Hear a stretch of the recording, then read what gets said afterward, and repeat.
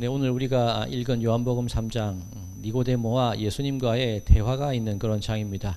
이 대화를 통해서 거듭난다는 것이 어떤 의미를 가지고 있는지, 그리고 하나님 나라에 들어간다는 것이 어떤 의미를 가지고 있는지, 그것이 분명하게 드러나고 있는 것을 볼 수가 있습니다. 자, 오늘 그것에 대해서 한번 알아보도록 하겠습니다.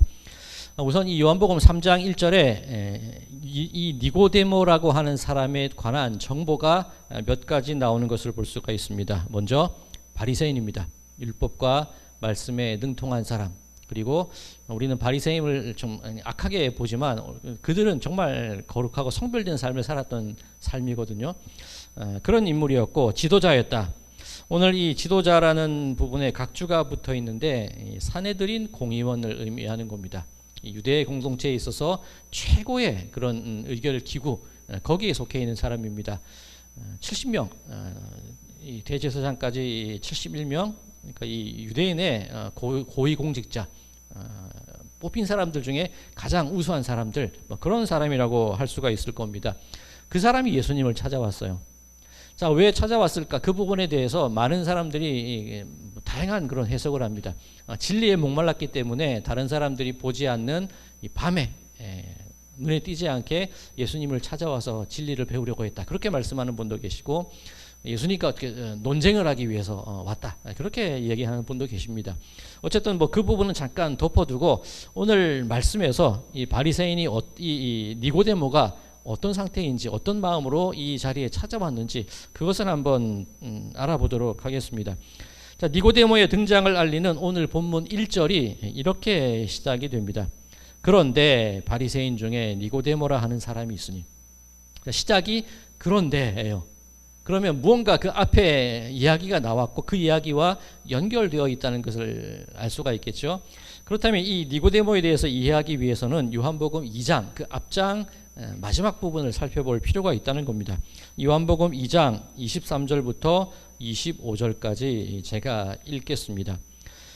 6월절에 예수께서 예루살렘에 계시니 많은 사람이 그의 행하시는 표적을 보고 그의 이름을 믿었으나 예수는 그의 몸을 그들에게 의탁하지 아니하셨으니 이는 친히 모든 사람을 아심이요 또 사람에 대하여 누구의 증언도 받으실 필요가 없었으니 이는 그가 친히 사람의 속에 있는 것을 아셨음이니라.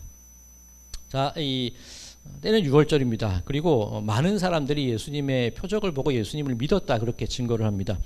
그런데 이 2장 25절 마지막 부분에 예수님께서는 친히 사람 속에 있는 것을 아신대요. 그 사람 속에 있는 그 믿는다고 말하는 그 사람들의 마음을 꿰뚫어 보시는 거예요. 자, 예수님의 마음은 어떤 마음이었을까? 예수는 그 몸을 그들에게 의탁하지 아니하셨으니, 그렇게 고백합니다.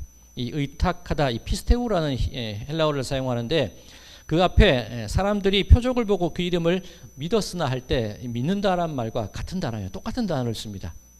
사람들은 표적을 보고 예수님을 믿고 있습니다. 이 사람들의 입장이고, 예수님은 당신의 몸을 의탁하지 않으셨대요. 달리 말하면 예수님은 그 사람들을 믿지 않으셨다는 얘기입니다. 너희 못 믿겠어, 그런 의미라기보다는 그 사람들이 고백하는 그 믿음에 대해서 예수님의 마음이 흡족하지 않으셨다, 혹은 그들의 믿음을 아직은 온전히 생각하지 않으셨다, 신뢰하지 않으셨다, 그런 의미로 받아들일 수 있는 겁니다. 즉 사람들의 믿음과 예수님의 믿음이 부딪히고 있는 그런 현장이에요. 자, 그 이후에 바로 이어지는 것이 오늘 1절이지요. 그런데, 자, 그렇다면 이 니고데모가 고백하는 그 말도 어떤 성격을 가지고 있는지 우리는 충분히 알 수가 있습니다. 이 니고데모의 고백이 어떤 고백이었냐면 오늘 본문 2절에 나와 있죠. 우리가 당신은 하나님께로부터 오신 선생일 줄 아나이다. 하나님이 함께 하시지 아니하시면 당신이 행하시는 이 표적을 아무도 할 수 없습니다. 이 고백만 놓고 보면 대단한 고백이에요. 그렇죠. 예수님이 어떤 분이신지, 하나님과 어떤 관계에 있는지 니고데모가 올바른 고백을 하고 있는 것 같기는 같은데, 그런데 바리새인 중에 니고데모, 그죠, 그 앞장에 있는 사람들과 예수님의 믿음이 부딪히는 그 장면과 연관지어 생각을 하자면 지금 니고데모의 이 고백이 예수님의 마음 가운데 흡족하게 받아들여졌다는 얘기일까요? 아니라는 얘기가 되겠죠. 즉 지금 니고데모가 무언가를 고백하고 있기는 고백하고 있는데 그 고백이 그 진실로 중심으로부터 우러나와서 예수님이 어떤 분이신지 알고 하는 고백은 아니라는 그런 의미가 되는 겁니다. 자, 그렇다면 이 부분에 대해서 조금 억지가 아닌가 그렇게 생각하실 수도 있는데, 자, 우리가 요한복음 3장의 말씀이지요. 요한복음 6장에 똑같은 어떤 패턴의 이야기가 나옵니다. 요한복음 6장이 오병이어의 기적이에요. 5천 명을 먹이시는 그 이야기입니다. 예수님께서 오병이어의 기적을 일으키시고 그 갈릴리 호수 건너편으로 건너가세요. 많은 무리들이 예수님을 쫓아오죠. 예수님 언제 오셨습니까? 물어볼 때 예수님께서 하신 말씀이 무엇이냐면, 너희가 나를 찾는 것은 표적을 본 까닭이 아니요 떡을 먹고 배부른 까닭이다. 그 얘기를 하십니다. 요한복음 2장에 예수님의 믿음과 사람들의 믿음이 부딪혔던 것, 요한복음 3장에 니고데모의 고백을 받아들이시는 예수님의 모습, 요한복음 6장에 오병이어의 기적 이후에 너희들이 표적을 보고 나를 따르는 것이 아니라 떡을 먹고 배부르니까 나를 따른 게 아닌가? 다 통하는 얘기죠. 지금 니고데모의 고백이 온전한 신학의 고백은 아니라는 것이 2장, 3장, 6장의 이야기들로 계속해서 증명이 되고 있는 겁니다. 자, 그렇다면 이 니고데모의 고백, 자, 이 고백을 어떤 상태에서 그럼 이 고백을 했을까? 그런 생각도 가질 수 있습니다. 자, 오늘 이 본문 요한복음 3장에 보면 니고데모가 예수님을 찾아왔던 때가 언제라고 되어 있죠? 시간적으로 밤에 찾아왔대요. 자, 그리고 이 시간적인 배경을 말하고 있는 또 한 구절이 있습니다. 우리가 앞서 요한복음 2장 마지막 구절을 살펴봤죠. 요한복음 2장 23절에 보면 그 시간의 시기가 어디라고 되어 있습니까? 23절 6월절에. 일단 6월절이고 밤입니다. 그리고 앞서 요한복음 6장 오병이어의 기적에 관한 얘기를 말씀드렸는데, 공교롭게도 오병이어의 기적을 일으키시는 그때도 제가 읽어드릴게요. 요한복음 6장 4절입니다. 마침 유대인의 명절인 6월절이 가까운지라. 요한복음 2장, 3장, 6장 사람들의 믿음과 예수님의 믿음이 부딪히고 올바른 고백이 나오지 않는 그 모든 순간들이 공교롭게도 6월절에 일어났고, 특별히 니고데모가 찾아온 시간은 밤이었다는 겁니다. 그럼 이 밤이라는 것이 어떤 의미를 가지고 있는지 서서히 드러나는 것을 알 수가 있습니다. 자, 이 6월절이라 그래요. 6월절이 어떤 때입니까? 히브리 민족들이 애굽에 종살이하고 있다가 모세를 통해서, 하나님께서 보내신 모세를 통해서 출애굽하고 약속의 땅으로 나아가는 그 첫 발을 내딛는 날이 바로 6월절입니다. 그 6월절에 가장 하이라이트가 되는 부분이 어디일까요?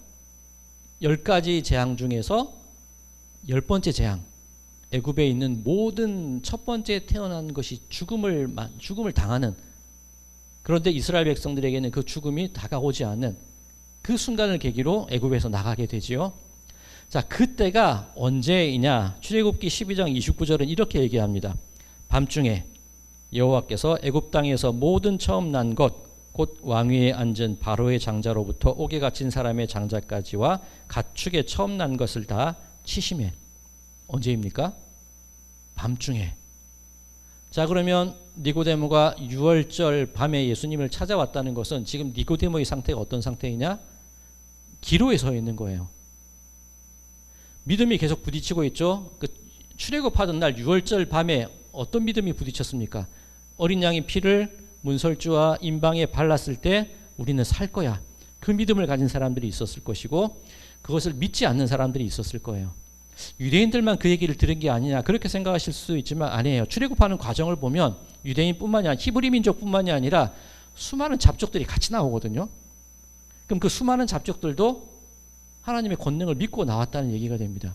그럼 그 믿음이 부딪힐 때, 야, 이렇게 해서 어린 양의 피가 발려졌을 때 살 수 있다는 그 믿음, 그게 무슨 소리야? 이거 말도 안 되는 소리야. 그 믿음, 그죠? 그 믿음이 부딪힐 때 올바른 믿음의 고백을 한 사람들은 삶으로, 생명으로, 구원으로 넘어가고 있는 순간이 바로 그 6월절 그 밤이라는 겁니다. 그럼 지금 니고데모가 당하고 있는 이 밤이라는 이 시간적 배경 얼마나 소중하고 중요한 시간인지 아시겠죠? 지금 니고데모가 빛으로 나갈지 어둠으로 나갈지, 어둠에 머물러 있을지 생명으로 들어갈지 죽음에 머물러 있을지, 그것을 판가름짓는 중요한 기로가 바로 이 니고데모가 예수님을 찾아온 이 밤이라는 겁니다. 이뿐만이 아니라 우리가 살아가는 많은 분들 삶 속에도 이 밤과 같은 분들의 삶이 얼마나 많을까요? 그 지루하고 그 두렵고 그 캄캄한 어둠 한 치 앞도 바라볼 수 없는 그 순간에 내가 어떤 고백을 하느냐에 따라서 내 삶이 빛과 어둠으로 나뉘고 생명과 죽음으로 나뉘는 그 중요한 기로의 순간들을 얼마나 많은 분들이 살아가고 계시는 거예요. 자, 그 중요한 기로의 밤에 예수님께서 니고데모에게 아주 귀한 말씀을 해 주십니다. 3절이지 요한복음 3장 3절 예수께서 대답하여 이르시되 진실로 진실로 내게 이르노니 사람이 거듭나지 아니하면 하나님의 나라를 볼 수 없느니라. 자, 빛과 어둠, 생명과 죽음의 기로에서 가장 중요한 것이 무엇이라는 겁니까? 거듭나면 하나님 나라에 들어갈 수 있대요. 자, 이 거듭난다는 것에 대해서 이 니고데모가 어떻게 이해를 하냐면 내가 어떻게 이미 늙었고 이렇게 성인이 되었는데 다시 어떻게 우리 모친의 태 속으로 우리 엄마 뱃속으로 다시 들어갈 수 있습니까? 다시 태어나는 것을 니고데모는 거듭난다는 것을 이해를 해요. 불가능한 일이죠. 자, 그런데 이 니고데모의 이해가 잘못되었다는 것이 어떻게 우리가 알 수 있냐면 요한복음 3장 3절에 거듭나지 아니하면 이 각주가 또 하나 붙어 있습니다. 그렇죠? 이 거듭난다는 말 각주 뜻이 무엇입니까? 위에서. 예수님은 위로부터 주어지는 그 생명 그것이 거듭난다는 것이라고 말씀을 하시는데 니고데모는 불가능한 일, 우리 엄마 뱃속으로 다시 들어가는 것 그렇게 생각을 해요. 또 믿음에 또 부딪히고 있는 거죠. 자, 그러면 위로부터 태어난다는 것이 또 어떤 의미일까? 그것도 궁금해요. 오늘 본문 5절에서 예수님이 다시 설명을 해주시는 게 5절입니다. 예수께서 대답하시되 진실로 진실로 내게 이르노니 사람이 물과 성령으로 나지 아니하면 하나님의 나라에 들어갈 수 없느니라. 자, 거듭난다는 것, 다시 태어난다는 의미가 아니라 하늘로부터 난다는 의미입니다. 하늘로부터 주어지는 생명이라는 의미입니다. 그리고 하늘로부터 주어지는 생명이라는 것이 무엇이냐면 물과 성령으로 다시금 태어나는 게 거듭나는 거예요. 자, 물과 성령 우리는 알아요. 그죠? 물과 성령으로 거듭난다는 것은 세례를 의미하는 것이라는 것을 우리는 알고 있습니다. 자, 그런데 이것을 조금 더 이해하기 위해서 물, 성령이 무엇을 의미하는가? 이 에스겔서를 살펴보면 알 수가 있습니다. 에스겔 36장에 나와 있는데 에스겔 36장 24절 이하의 부분을 제가 이렇게 한 절씩 한 절씩 읽으면서 설명을 드릴게요. 에스겔 36장 24, 25절입니다. 내가 너희를 여러 나라 가운데에서 인도하여 내고 여러 민족 가운데에서 모아 데리고 고국 땅에 들어가서 맑은 물을 너희에게 뿌려서 너희로 정결하게 하되 곧 너희 모든 더러운 것에서와 모든 우상 숭배에서 너희를 정결하게 할 것이며. 자, 첫 번째 물의 의미가 무엇이냐면 정결이에요. 우상 숭배 그리고 모든 정결하지 못했던 것들, 더러운 것들 그 모든 것을 씻어내는 것이 이 물의 의미를 가지고 있습니다. 자, 그런데 이 어떤 장면 또 떠오르지 않으십니까? 지금 읽어드린 에스겔 36장 24절 여러 나라 가운데 인도하고 민족 가운데 모아서 데리고 나와서 고국으로 우리 엄마 땅으로 데려갈 거야. 그 말씀을 하십니다. 어느 장면이 생각나십니까? 6월절 출애굽기가 생각이 나죠. 모세가 이스라엘 백성들이 바다와 구름 가운데에서 세례를 받았고 바울의 해석이기도 합니다. 자, 바로 이 6월절 밤이 떠오르는 장면이에요. 에스겔서가 똑같은 얘기를 하고 있는 겁니다. 계속 읽어볼게요. 에스겔 36장 26절에서 27절입니다. 또 새 영을 너희 속에 두고 새 마음을 너희에게 주되 너희 육신에서 굳은 마음을 제거하고 부드러운 마음을 줄 것이며 또 내 영을 너희 속에 두어 너희로 내 율례를 행하게 하리니 너희가 내 규례를 지켜 행할지라. 새 영을 부어주시는데 이 새 영을 부어주시는 게 어떤 것이냐면 우리가 딱딱한 마음을 가지고 있대요. 굳은 마음을 가지고 있대요. 근데 하나님의 영이 우리에게 임하게 될 때 새 영이 주어지게 될 때 그 굳은 마음이 부드러운 마음으로 바뀐다는 겁니다. 자, 그렇다면 예를 들면 요한복음 2장, 3장, 6장에서 사람들이 표적을 보고 예수님을 믿은 게 아니라 믿기는 믿었는데 내가 원하는 욕망을 채우기에 믿는 그죠? 그 믿음 예수님께서 저들에게 당신을 의탁하지 않는 그 부딪힘이 있는 그 마음 그게 굳은 마음이에요. 니고데모가 고백한다고 고백하는데 겉으로 드러나는 단어의 배열들은 그럴듯하고 좀 괜찮아 보이는데 그 속은 딱딱하게 굳어 있는 거예요. 니고데모의 상태가 이렇다는 겁니다. 자, 이 예수님께서 당신을 의탁하지 않으셨다, 이 피스테오라는 단어를 쓴다 그랬는데 이 단어의 형용 사용이 뭐냐면 피스토스입니다. 신실하다라는 의미가 피스토스라고 쓰는데, 우리가 믿는다, 신실한 삶을 살아간다, 어떤 상태를 말하냐면 딱딱한 마음이 아니라 하나님의 영으로 부드럽게 된 마음으로 살아가는 게 신실함이라는 거예요. 어떻게 되나 한번 두고 보자. 딱딱한 마음이죠. 신앙생활을 하되 얼마나 잘하나 한번 볼까? 그게 굳은 마음이에요. 근데 하나님의 영은 부드러운 마음을 주신다는 거예요. 포옹하고 받아주고 맞아주는 것. 두 믿음이 부딪히고 분쟁할 때에 딱딱하게 굳은 사람을 덮어 안는 그 부드러운 마음이 이기는 거예요. 오늘 제가 좀 사무실에서 나올 때 말씀하시는 걸 다 듣지 못했는데 아마 자녀와의 그런 얘기도 있으셨던 것 같아요. 서로의 마음이 부딪히는 거죠. 이 굳은 마음이 있을 때는 분쟁이에요. 그런데 부드러운 마음이 있을 때 그것을 덮어버린다는 거죠. 그게 쉽지는 않겠죠. 내가 얼마큼 안아줘야 돼, 얼마큼 이해해줘야 돼. 그러니까 어려운 거예요. 믿는 사람들의 믿음의 삶이 신실하다는 것이 단어 그 자체는 쉬운데 그만큼 어려운 겁니다. 부드러운 마음으로 살아가는 것. 자, 어쨌든 계속해서 한번 하겠습니다. 이 부드러운 마음을 가진 사람의 상태, 처음에는 물로 씻죠. 그 과정을 다시 한번 볼까요? 여러 나라에서 모아서 이끌고 나옵니다. 그리고 이전에 살았던 삶들을 물로 깨끗하게 씻습니다.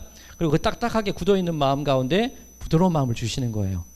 그 다음 순서가 에스겔 36장 27절, 또 내 영을 너희 속에 두어 너희로 내 율례를 행하게 하리니 너희가 내 규례를 지켜 행할지라.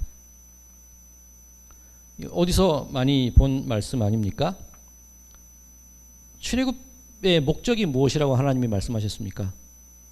내 백성들로 절기를 지키게 합니다. 우리 느헤미야를 통해서 살펴봤던 그 말씀입니다. 느헤미야가 성벽을 재건한 목적이 무엇이라고 말씀을 드렸죠? 나팔절, 초막절, 절기를 지키는 거예요. 하나님의 언약을 다시금 우리 삶 가운데 끌어들이는 겁니다. 바로 그 얘기예요. 내 영을 너희 속에 두어 너희로 내 율례를 행하게 하리니 너희가 내 규례를 지켜 행할지라. 자, 출애굽기, 에스겔, 느헤미야, 오늘 요한복음 다 뜻이 통하지 않습니까? 다 연결되고 있는 거예요. 이 성경의 말씀이 이렇게 하나로 이어지는 것, 이게 중요한 얘기죠. 자, 이 여러 민족 가운데 불러 모으시는데 그 결과 에스겔 36장 28절, 내가 너희 조상들에게 준 땅에서 너희가 거주하면서 내 백성이 되고 나는 너희 하나님이 되리라. 이게 하나님 나라 아닙니까? 하나님의 통치가 있는 나라 아닙니까? 자, 이 이해 속에서 다시 오늘 요한복음 3장으로 돌아오겠습니다. 어떻게 하면 거듭날 수 있습니까? 지금 그 얘기를 하고 있는 거죠. 자, 니고데모, 불가능한 일, 우리 엄마 뱃속으로 다시 들어간 일, 그 불가능한 일을 거듭난다고 생각을 하고 있는데 예수님은 물로 씻고 부드러운 마음을 주고 다시금 하나님의 백성이 되어서 절기를 지키고 규례를 지키고 예배를 드리는 그 상태가 바로 거듭남의 상태다라고 예수님께서 말씀하고 계시는 거예요. 다르게 표현하면 그 율법을 모두 지켜서라도 내가 어떻게든 구원을 받을 거야. 그 불가능한 일을 하려는 그 니고데모의 믿음과 사람들의 믿음이 있고, 아니야, 내가 주는 그 물과 성령의 씻음과 그 새로움으로 하나님 나라의 백성이 되어야 해. 그 마음이 부딪히고 있는 그 상황이죠. 자, 그렇다면 우리가 어떤 일을 해야 될까요? 하나님의 백성이 되기 위해서 뭐 공덕을 쌓고 지성을 쌓고 뭐 회개하고 밤새 부르짖고 통성기도하고 그것이 우리가 해야 될 일입니까? 요한복음 6장 7절과 8절입니다. 내가 내게 거듭나야 하겠다는 말을 놀랍게 여기지 말라. 바람이 임의로 불매 내가 그 소리는 들어도 어디서 와서 어디로 가는지 알지 못하나니 성령으로 난 사람도 그러하니라. 어떻게 거듭날 수 있겠어? 니고데모의 그 물음에 대해서 예수님의 대답이 바람이 임의로 불매 어디서 와서 어디로 가는지 알지 못한다는 거예요. 자, 이것을 이해하기 위해서 지금 요한복음 3장이죠. 요한복음 2장으로 또 돌아가면 됩니다. 요한복음 2장 어떤 이야기가 있습니까? 가나의 혼인 잔치에서 물로 포도주를 만드시는 예수님의 이야기가 있습니다. 자, 그 정결에 쓰는 물 항아리에 물을 가득 채우지요. 그리고 그것을 떠다가 그 잔치를 주관하는 그 연회장에게 갖다 줍니다. 아주 귀한 포도주로 바뀌어 있었어요. 자, 그 과정에 대해서 이 요한복음 2장이 어떻게 설명하고 있느냐? 요한복음 2장 8절에서 9절입니다. 이제 떠서 연회장에게 갖다 주라 하심에 갖다 주었더니 연회장은 물로 된 포도주를 맛보고도 어디서 났는지 알지 못하되 떠온 하인들은 알더라. 바람이 어디서 와서 어디로 가는지 알지 못하죠. 니고데모의 마음입니다. 굳은 마음입니다. 그런데 하인들은 안 돼요. 예수님의 그 명령을 받아들인 사람들은 이것이 어떻게 이루어지는지 안다는 거예요. 자, 이것을 다시 설명해서 이 로마서, 우리가 지금 수요일마다 로마서를 살펴보고 있는데 이 로마서식으로 한번 이해를 해볼까요? 로마서 10장, 우리가 지난 수요일에 로마서 10장을 봤습니다. 로마서 10장 12절과 13절입니다. 유대인이나 헬라인이나 차별이 없음이라 한 분이신 주께서 모든 사람의 주가 되사 그를 부르는 모든 사람에게 부요하시도다. 누구든지 주의 이름을 부르는 자는 구원을 받으리라. 자, 이 물이 어떻게 포도주가 되었는지 알지 못하는 사람이 있습니다. 바람이 어디에서 와서 어디로 가는지 알지 못하는 사람들이 있습니다. 이게 무슨 뜻이냐면 물로 씻김 받고 하나님의 영으로 충만케 되고 그렇게 부드러운 마음을 가져서 백성으로 모여지고 하나님 나라에 들어가게 되는 그 과정, 내 수고와 노력과 지성과 정성이 아니라 전적으로 누가 부어주신다는 겁니까? 그냥 주신다는 거예요. 누구든지 예수님의 이름을 믿기만 하면 그 과정이 그냥 이루어진다는 거예요. 자, 계속 우리 두 믿음이 부딪히는 이야기를 오늘 하고 있죠. 그걸 믿는 사람들은 아는 거예요. 그런데 그것을 믿지 못하는 사람들은, 굳은 마음을 가진 사람들은 모르는 거예요. 어떻게 그게 거듭남이 되고 어떻게 구원을 얻게 되고, 우리는 알잖아요. 그 이름을 믿기만 하면 된다는 겁니다. 자, 그래서 로마서 10장에서 또 어떻게 얘기했습니까? 나를 찾지 않은 자들에게 내가 찾은 바 되고 묻지 않은 자들에게 나타났다. 순종하지 않고 거슬러 행하는 백성들에게 나는 종일토록 내 팔을 버리고 있을 거야. 거듭남의 놀라운 은혜는 그렇게 찾지 않고 부르지 않는 사람들에게 하나님이 나타나심으로 통해서 이루어진다는 겁니다. 종일토록 하나님께서 두 팔을 벌려서 기다리시겠다는 거예요. 언제까지? 예수님의 이름을 부르고 믿기만 하면 이 모든 과정이 우리에게 주어진다는 얘기입니다. 이것을 예수님께서 오늘 요한복음 3장 14절에서 이렇게 말씀하십니다. 모세가 광야에서 뱀을 든 것 같이 인자도 들려야 하리니. 거듭남 어떻게 얻을 수 있다는 겁니까? 그래서 내가 이 땅에 왔지 않느냐. 예수님이 그 말씀하시는 거예요. 그래서 내가 죽으러 왔지 않느냐. 그 불가능한 일들을 너희들은 하려고 그렇게 애쓰며 살아가는데, 그 믿음이 온전치 못함으로 그렇게 굳은 마음으로 살아가는데, 그래서 내가 왔다. 그래서 내가 죽는 거야. 예수님이 그 말씀을 하시는 거예요. 요한복음 3장 15절 이하의 말씀 제가 쭉 읽겠습니다. 이는 그를 믿는 자마다 영생을 얻게 하려 하심이라. 하나님이 세상을 이처럼 사랑하사 독생자를 주셨으니 이는 그를 믿는 자마다 멸망하지 않고 영생을 얻게 하려 하심이라. 하나님이 그 아들을 세상에 보내신 것은 세상을 심판하려 하심이 아니요 그로 말미암아 세상이 구원을 받게 하려 하심이라. 그를 믿는 자는 심판을 받지 아니하는 것이요 믿지 아니하는 자는 하나님의 독생자의 이름을 믿지 아니함으로 벌써 심판을 받은 것이니라. 명확하지 않습니까? 하나님이 사랑하셔서 독생자를 보내셨대요. 그리고 그 독생자를 나무에 달려 죽게 하셨대요. 이는 우리를 통하여서 멸망하지 않고 영생을 얻게 하려 하심이라. 거듭남을 위해서 우리가 해야 될 일은 믿기만 하면 된다는 그 얘기가 계속해서 반복되고 있는 것을 볼 수가 있습니다. 사랑하는 성도 여러분들, 성도님들의 삶 속에 구원받은 자의 기쁨으로 살아가고 계십니까? 부드러운 마음으로 살아가고 계십니까? 무언가 내가 구원의 확증이 없고 하나님이 진노의 하나님이신 것 같고 내가 꼭 죽을 것만 같고 그것을 벗어나기 위해서 온갖 일들을 행하고 온갖 발버둥을 쳐도 그래도 불안한 삶을 살고 계시지는 않습니까? 답은 명확해요. 믿기만 하면. 이게 쉬운 단어예요. 믿기만 하면 이게 굉장히 쉬운 단어인데 그걸 못해요, 사람들이. 왜냐하면 마음이 굳어 있기 때문에. 마음이 굳어 있기 때문에 의심하고 이걸로 되겠어? 여전히 나는 이런 모양인데. 특히 우리 감리교인들 믿은 자의 그 구원의 기쁨으로 살아가는 사람들입니다. 그리고 우리 감리교의 특징이 성화와 완전에 이르는 거죠.